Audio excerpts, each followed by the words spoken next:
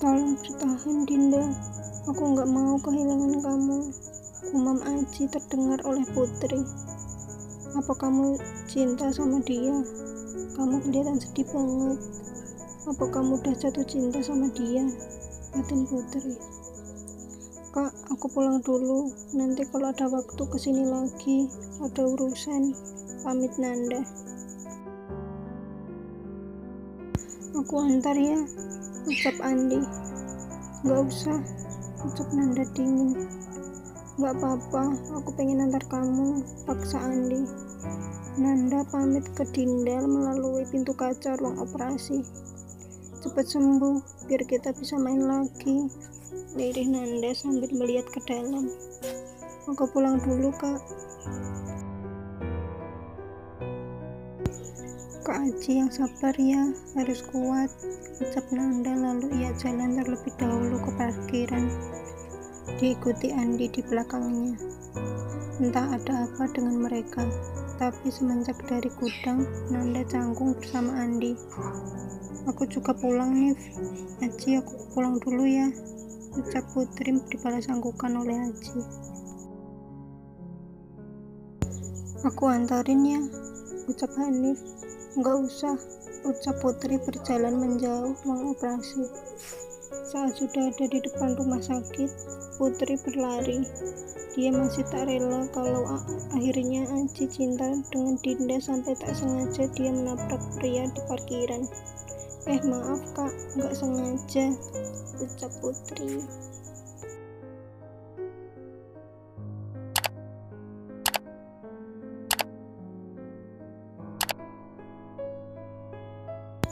Iya, nggak apa-apa. Hati-hati, jangan lari di tempat ramai kayak gini, ucap pria itu. Iya kak, sekali lagi maafkan saya, ucap Putri. Setelah Putri pergi, pria itu baru sadar seperti mengenal Putri. Kok kayak nggak asing sama dia, gumamnya. Oh iya, aku harus segera ke UGD, lanjutnya. Di parkiran, Andi membuka pintu mobilnya dan masuk. Tapi saat akan menyalakan mobil, dia melihat Putri lewat. Itu Putri kan, gumamnya. Lalu dia keluar mobil. Nanda juga. Putri, panggil Andi. Putri yang mendengar suara Andi langsung menghampiri dan memeluk Andi tanpa menghiraukan Nanda. Andi pun membalas memeluknya. Aku nggak bisa lihat Aji kayak gini. Dia udah nggak cinta lagi sama aku, ucap Putri. Kamu sabar, Aji itu udah beristri sekarang, jadi lebih baik kamu lupain dia, ucap Andi sambil mengelus punggung Putri. Nggak semudah itu, ucap Putri terisak. Sementara Nanda hanya memasang muka sebal melihat kedekatan mereka. Untuk apa aku di sini kalau hanya untuk menyaksikan drama ini, batin Nanda.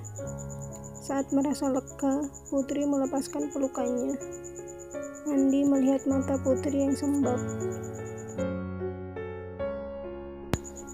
Karena sudah mengganggu Andi dan Nanda, Putri berniat berpamitan untuk pulang. Namun badannya lemas akibat disekap Oki semalam. Kamu gak apa-apa? Tanya Andi khawatir melihat Putri yang akan jatuh. Gak apa-apa kok, ucap Putri. Aku antar pulang ya, tawar Andi. Gak usah, kamu kan mau ngantar Nanda, ucap Putri. Andi melirik Nanda yang menatapnya. Nanda yang ketahuan menatap Andi langsung mengalihkan pandangannya. Tunggu bentar ya, ucap Andi. Andi berjalan menghampiri Nanda yang sedari tadi mematung di dekat mobil. Nan, aku kasihan sama Putri kalau pulang sendiri. Gimana kalau dia, ucap Andi belum selesai bicara tapi sudah dipotong Nanda. Iya, aku ngerti kok, aku bisa pulang sendiri, ucap Nanda lalu ia pergi. Loh kok pergi? Maksud aku mau kasih tumpangan juga buat Putri, batin Andi bingung. Kok Nanda pergi? tanya Putri. Andi hanya menaikkan bahunya. Ayo aku antarin kamu pulang, ajak Andi. Lalu Andi mengantar Putri sampai rumahnya, sedangkan Nanda dibiarkan pulang sendiri. Di sisi lain, Nanda berjalan di trotoar sambil menendang aspal. Sambil menangis, dia mengingat kebersamaan kemarin-kemarin dengan Andi. 3 hari yang lalu, Andi mengajak Nanda ke taman. Kakakmu curhat apa? Tanya Nanda. Sebenarnya ada orang yang aku cinta, Nan, ucap Andi. Siapa? Tanya Nanda sedikit berharap. Putri, jawab Andi singkat. Kakak cinta sama Putri yang kekasih teman kakak sendiri, tanya Nanda. Iya, nggak tahu dari kapan aku cinta sama dia. Jauh sebelum Aji menyukainya, aku sudah suka sama dia. Cuma aku telat aja nembak dia, ucap Andi.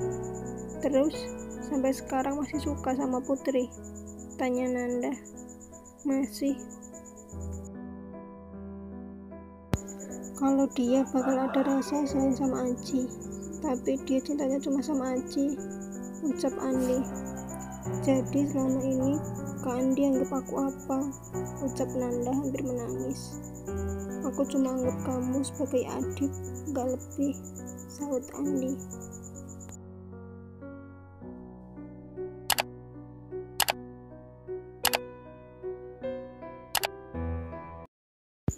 Jadi selama ini apa arti kita selalu jalan bareng? Tanya Nanda. Ya, aku pengen ada temennya kalau pergi, ucap Andi tanpa rasa bersalah. Nanda hanya diam. Sekarang kalau diingat-ingat lagi, dia menyesal kenal dengan Andi. Kenapa kamu beri perhatian sama aku kalau kamu cintanya sama Kak Putri? Apa di dunia ini nggak ada cewek lain? Geram Nanda sepanjang jalan. Di rumah sakit, Bayu sudah ada di luar ruang UGD. Dia melihat Aji dengan geram. Kamu apain adik aku?